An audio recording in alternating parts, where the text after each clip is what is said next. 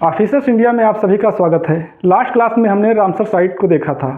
आज हम जो है देखेंगे आर्द्रभूमि, रामसर साइट और मोंटेक्स रिकॉर्ड। ये तीनों एक दूसरे से कैसे अलग हैं, क्योंकि एग्जाम में कभी आर्द्रभूमि, कभी रामसर स्थल, कभी मोंटेक्स रिकॉर्ड से जो है प्रश्न पूछ लिया जाता है कि बताइए मोंटेक्स रिकॉर्ड किसे कहते हैं, या इसमें शामिल जो आर्द्रभूमि है वो किस प्रकार की है, या रामसर स्थल से मोंटेक्स रिकॉर्ड किस प्रकार से अलग है, या रामसर स्थल से जो है आर्द्रभूमि किस प्रकार अलग है। तो ये बड़ा कन्फ्यूजन होता है। तो आज हम इसी कन्फ्यूजन को दूर करेंगे ताकि एग्जाम में यदि कोई प्रश्न पूछा जाए तो आप गलत ना करें। तो चलिए आज इसी कन्फ्यूजन को दूर करते हैं। तो हम जैसे कि हमने कहा कि आर्द्रभूमि जो है किसे कहते हैं, क्योंकि हमने जब रामसर साइट को देखा था तो वहाँ पर यह बताया था कि अंतर्राष्ट्रीय महत्व की जो भूमि होती है, जो आर्द्रभूमि होती है, उसको हम रामसर स्थल कहते हैं। तो अब बात आती है आर्द्रभूमि क्या होती है। तो आर्द्रभूमि लास्ट क्लास में हमने संक्षेप में बताया था कि जो दलदल जमीन होती है, जो नम जमीन होती है, उसको हम आर्द्रभूमि कहते हैं। तो आज हम देखेंगे कि ये कितने प्रकार की होती हैं, इनका महत्व क्या होता है। तो चलिए हम एक एक करके जो है हम सबको देख लेते हैं। तो आज सबसे पहले हम आर्द्रभूमि यानी ये होता क्या है तो देखते हैं ये क्या है। सबसे पहले हम देखेंगे आर्द्रभूमि है क्या, फिर हम क्या देखेंगे, प्रकार देखेंगे, प्रकार, फिर इनका महत्व देखेंगे, इनका महत्व देखेंगे, प्रकार और महत्व, फिर क्या देखेंगे, मतलब इनको खतरा जो है कैसे है, और लास्ट में इनका संरक्षण देखेंगे। क्योंकि रामसर साइट जो हम पढ़ रहे थे तो हमने यही बताया था कि रामसर साइट में जो है शामिल आर्द्रभूमि को जो है संरक्षण दिया जाता है। तो किस प्रकार से ये हम आज देख लेंगे। तो एक एक करके हम सबको क्लियर करते चल रहे हैं। तो हम कह रहे हैं कि ये आर्द्रभूमि होती क्या है। तो देखिए ये आर्द्रभूमि क्या होती हैं, जहाँ पर यानी ऐसी भूमि जहाँ पर जल जो है क्या हो, रुका हुआ हो या बहता हुआ हो, या खारा हो या मीठा हो, या अस्थायी या स्थायी रूप से भरा हुआ हो। तो देखिए क्या है, जहाँ पर जल ऐसी भूमि जहाँ पर जल रुका हो और क्या बहता हो, या फिर जो है खारा हो या मीठा जल हो, या फिर हम कह लें स्थायी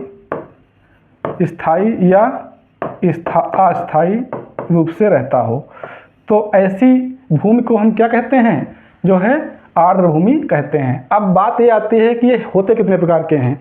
जैसे कि तालाब है, समुद्र तटीय क्षेत्र है, और जो है ये आपका तालाब हो जाएगा, समुद्र तटीय क्षेत्र हो जाएगा, वहीं पर धान का खेत हो जाएगा। यानी हर वह स्थल जहाँ पर पानी पाया जाता हो, ऐसी भूमि को हम क्या कहते हैं, आर्द्रभूमि कहते हैं। तो हम प्रकार देख लेते हैं। प्रकार में हम क्या पढ़ेंगे, प्रकार में हम क्या देखेंगे, प्रकार। तो प्रकार इनके दो होते हैं, एक होता है कृत्रिम, और दूसरा होता है प्राकृतिक।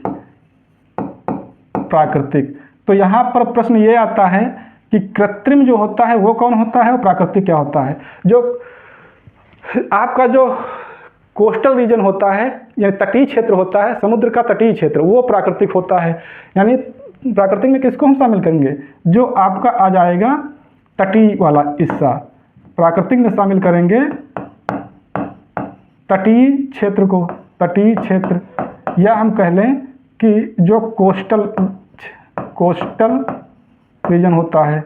और कृत्रिम में हम क्या समझेंगे, कृत्रिम में हम उसको शामिल करते हैं जो इनलैंड यानी अंतःस्थलीय। कृत्रिम में हम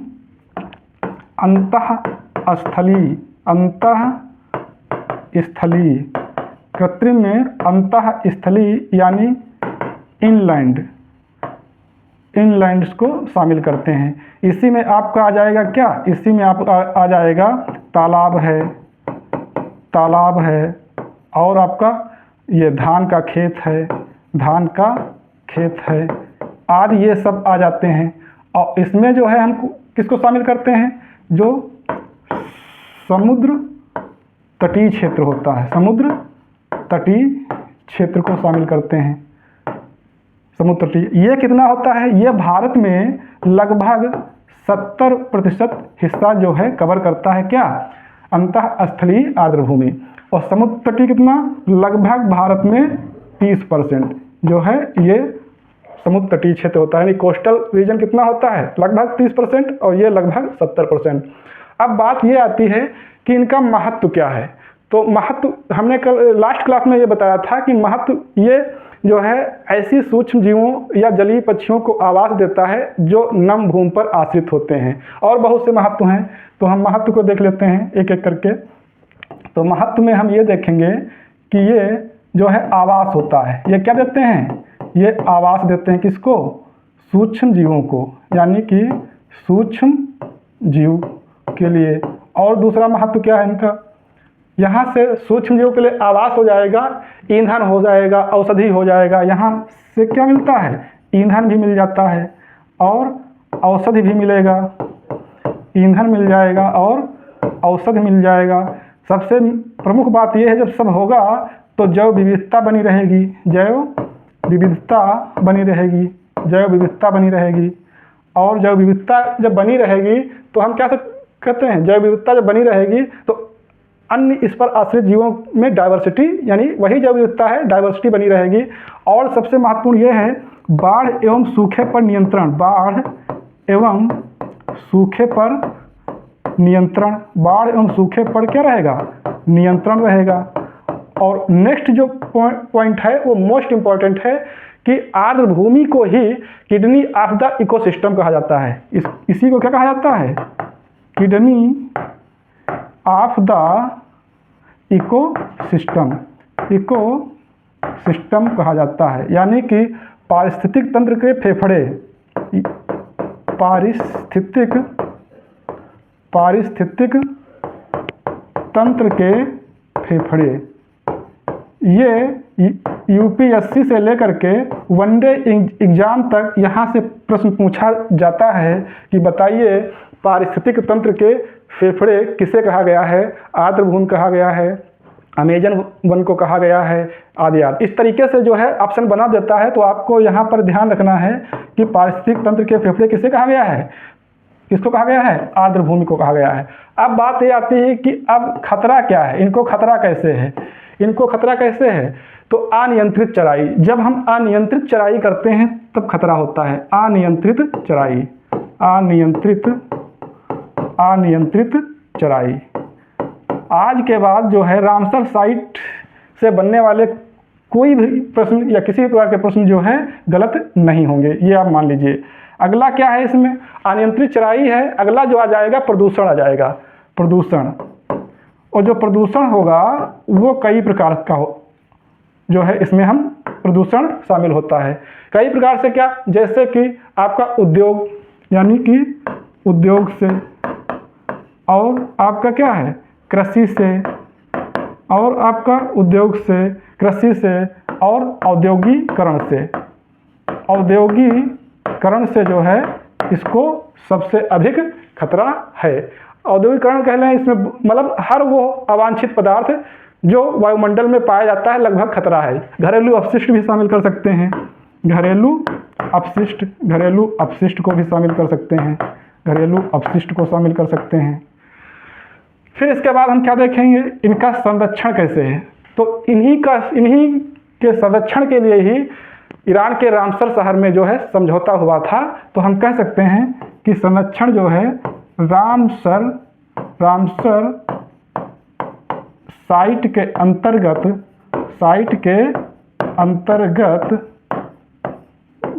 शामिल आर्द्र भूमि को क्या किया जाता है, संरक्षण दिया जाता है। ये एक अंतर्राष्ट्रीय प्रयास है। तो इस प्रकार से हमने क्या देखा, आर्द्र भूमि क्या है। आर्द्र भूमि हमने क्या देख लिया कि आर्द्र भूमि जहाँ पर पानी पाया जाता है, रुका हो, ठहरा हो किसी प्रकार का, तो इस प्रकार से जो है आर्द्र भूमि हमने देख लिया। हमने इसका प्रकार देख लिया, कृत्रिम और प्राकृतिक। कृत्रिम क्या है, अंतःस्थलीय 70% हिस्सा होता है जिसमें आपका तालाब और ये धान का खेत, इस प्रकार से मानव जनित एक्टिविटी क्रियाएं शामिल की जाती हैं। प्राकृतिक क्या है, जो तटीय रीजन होता है, इसका महत्व क्या है? महत्व हमने देख लिया कि ईंधन मिलेगा, औषधि मिलेगी और आवास जीवों का यही है, जैव विविधता मेंटेन रहती है। सबसे मोस्ट इंपॉर्टेंट ये है कि किडनी आपदा इकोसिस्टम कहा जाता है। खतरा देख लिया कि जो है अनियंत्रित चराई है, प्रदूषण है, संरक्षण को देख लिया। अब बात यहाँ ये आती है कि जो तटीय क्षेत्र है, हमने यहाँ लिखा है तटीय क्षेत्र। तो नेक्स्ट स्लाइड में हमने शॉर्ट स्क्रीन लेना हो ले लीजिए। नेक्स्ट जो है स्लाइड में हम देख लेते हैं कि जो कोस्टल क्षेत्र है, अंतःस्थलीय कोस्टल क्षेत्र यानी कि जो समुद्र का तट है, कहाँ से कहाँ तक आर्द्रभूमि को में सम्मिलित किया जाता है। यानी जो कोस्टल रीजन है, कोस्टल रीजन में कितना हिस्सा जो है कवर किया जाता है। तो मान लीजिए कि ये हमारा क्या है, ये समुद्र है। मान लीजिए ये हमारा समुद्र है, इसको हम क्या मान सकते हैं, ये समुद्र है। समुद्र में क्या आता है? ज्वार आता है, यानी यहाँ से लेकर के यहाँ तक। मान लीजिए ये ज्वार की सीमाएं हैं, यानी ये जो ज्वार की सीमा है यहाँ पर, इसको हम निम्न ज्वार कह सकते हैं। निम्न ज्वार हम ये समझाना चाहते हैं कि समुद्र तटीय जो आर्द्रभूमि है, कहाँ से कहाँ तक एरिया शामिल किया गया है। और ये है आपका उच्च ज्वार रेखा, उच्च ज्वार की सीमा, या निम्न ज्वार रेखा है। ये निम्न ज्वार रेखा है यहाँ से। और ये आपका क्या है, यहाँ पर ये सब क्या है, ये सब जो है ये स्थल है। इसको स्थल हमने क्या कहा कि पूरी पृथ्वी को 2 भागों में बांट दिया। ये क्या आ रहा है, ये ज्वार आ रहा है, इसको बोलते हैं हाई टाइड लाइन और इसको बोलते हैं लो टाइड लाइन, निम्न ज्वार रेखा। तो ये लिख सकते हैं कि इसमें वैसी समुद्र तट या वैसे समुद्र तट की गहराई जो निम्न ज्वार से अधिकतम 6 मीटर की दूरी तक हो। यानी हम इसमें लिख सकते हैं कि वैसे समुद्र तट की गहराई, वैसे समुद्र तट की गहराई जिसकी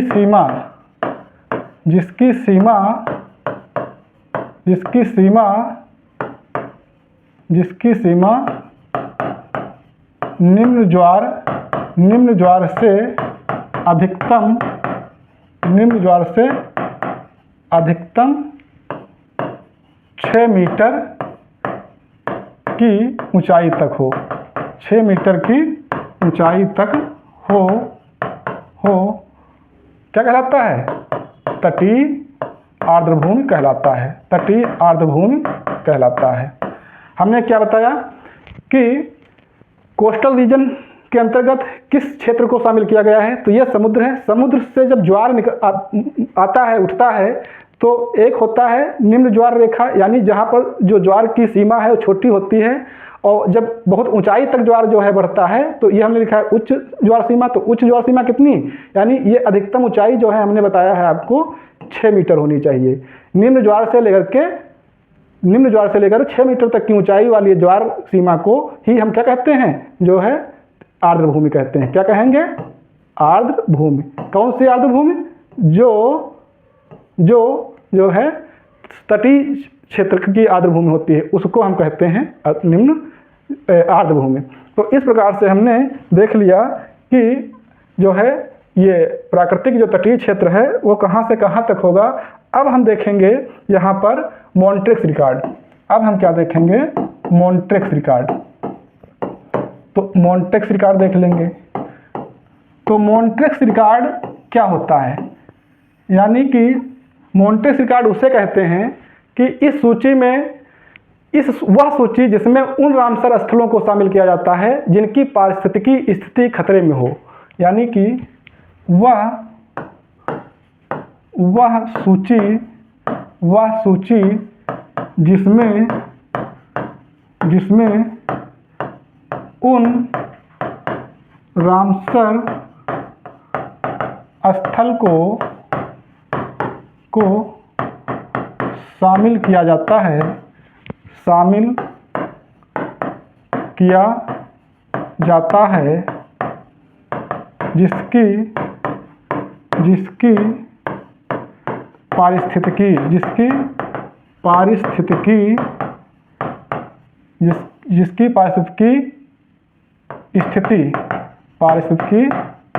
स्थिति खतरे में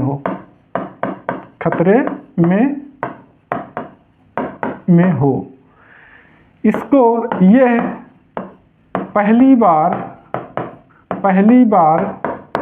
कब सूची बनाई गई थी? ये पहली बार 1990 में स्विट्जरलैंड के मॉन्ट्रेक्स शहर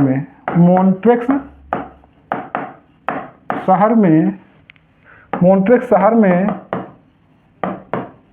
हुई बैठक में शुरू किया गया था।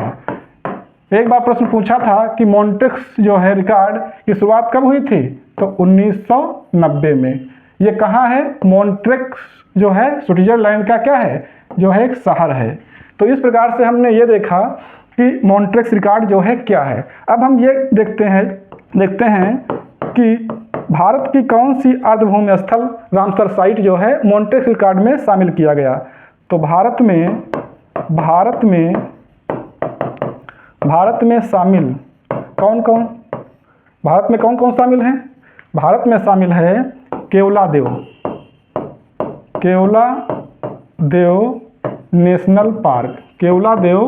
National park. ये राजस्थान में पड़ता है।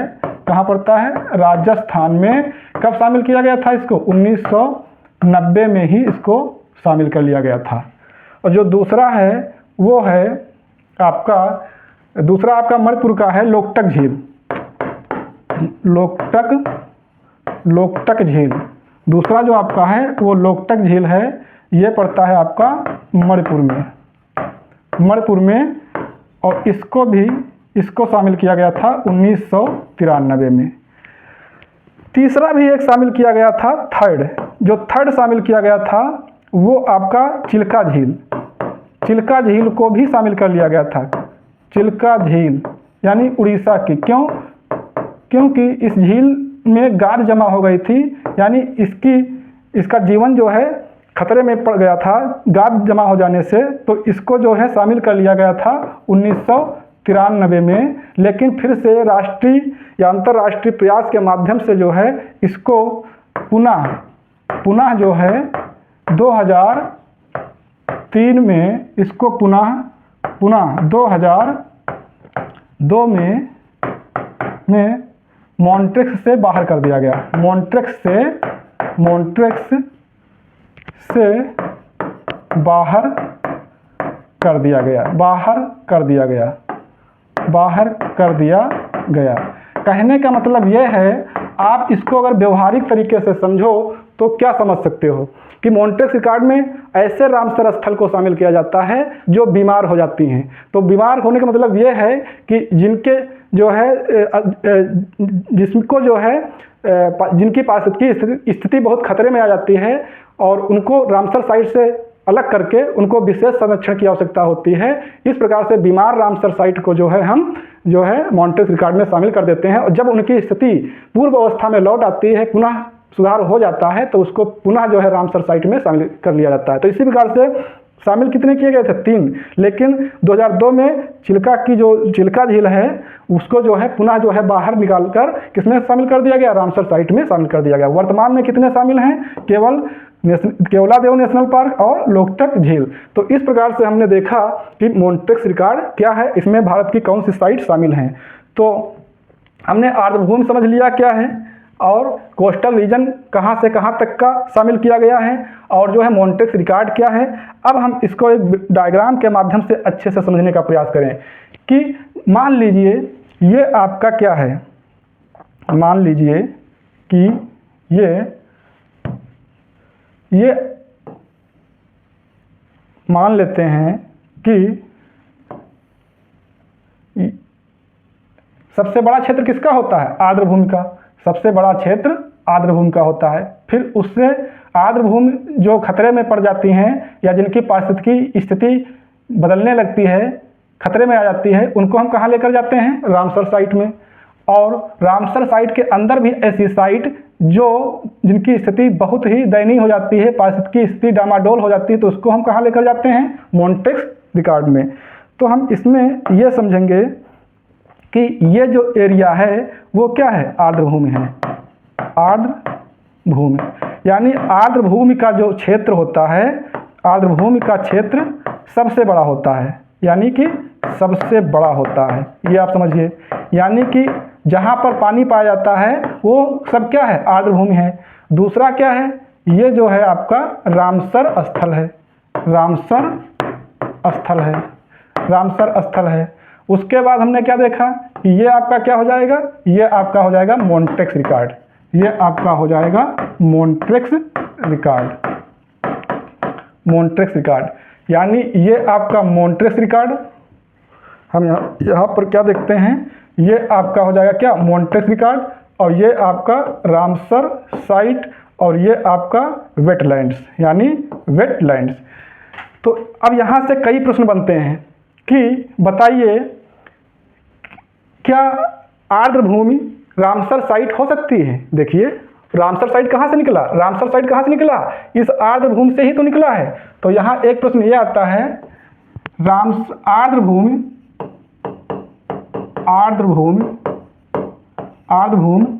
रामसर साइट भी हो सकती है। हो सकती है। जैसे कोई तालाब है, अगर कोई तालाब है और उसकी पारिस्थितिकी स्थिति खतरे में आ जाए तो उसको हम क्या घोषित कर सकते हैं? रामसर साइट घोषित कर सकते हैं। क्या सभी आर्द्र भूमि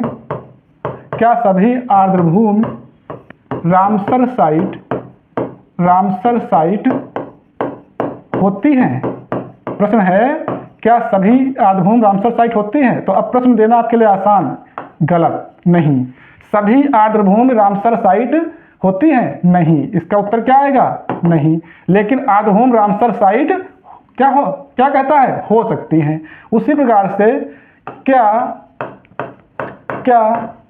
सभी रामसर साइट मोन्टेक्स रिकॉर्ड में शामिल हैं? सभी रामसर साइट मोन्टेक्स रिकॉर्ड में शामिल हैं? मोन्टेक्स रिकॉर्ड में शामिल हैं। तो आपका उत्तर क्या आ जाएगा? आपका उत्तर आ जाएगा कि नहीं। इसका उत्तर क्या हो जाएगा? नहीं। तो 3-4 प्रकार से प्रश्न है। अगर आपको कॉन्सेप्ट समझ में आ गया तो यहाँ से बनने वाले किसी भी प्रकार के प्रश्न जो है गलत नहीं होंगे। हमने क्या कहा? मोन्टेक्स रिकॉर्ड सबसे छोटा, यानी सभी मोन्टेक्स रिकॉर्ड क्या होंगे? रामसर स्थल होंगे। और सभी रामसर स्थल क्या होंगे? वेटलैंड होंगे, आर्द्र भूमि होंगे। क्या हमने कहा कि जितने भी मोन्टेक्स रिकॉर्ड हैं वो रामसर स्थल हैं, क्योंकि मोन्टेक्स रिकॉर्ड का जो जन्म ही हुआ है किससे? जो है रामसर स्थल से। मोन्टेक्स रिकॉर्ड के पापा का नाम क्या है? रामसर स्थल। और रामसर स्थल के पापा का नाम क्या है? आर्द्र भूमि। हमने क्या कहा? मोन्टेक्स रिकॉर्ड के पापा का नाम रामसर स्थल और रामसर स्थल के पापा का नाम आर्द्र भूमि है। तो आई होप आपको ये टॉपिक समझ में आया होगा। अगर आपने ये जो है सेशन अच्छे से समझ लिया तो ये विश्वास करिए कि रामसर स्थल से रिलेटेड कोई भी प्रश्न एग्जाम में आपसे गलत नहीं होगा। और इसको आप बार बार जो है रिवीजन करते रहिए, पढ़ते रहिए। ये मोस्ट इम्पॉर्टेंट जो है टॉपिक है। हर एग्जाम में यहाँ से प्रश्न पूछा जाता है। जैसे कि आर्द्र भूमि देख लिया और कोस्टल रीजन देख लिया, मोन्टेक्स रिकॉर्ड देख लिया और हमने तीनों के बीच जो है रिलेशन क्या होता है वो समझ लिया। तो इस प्रकार से आज हम यहीं पर समाप्त करते हैं। नेक्स्ट क्लास में हम मिलेंगे एक नए टॉपिक के साथ। तब तक अपना ख्याल रखिए, पढ़ते रहिए। धन्यवाद।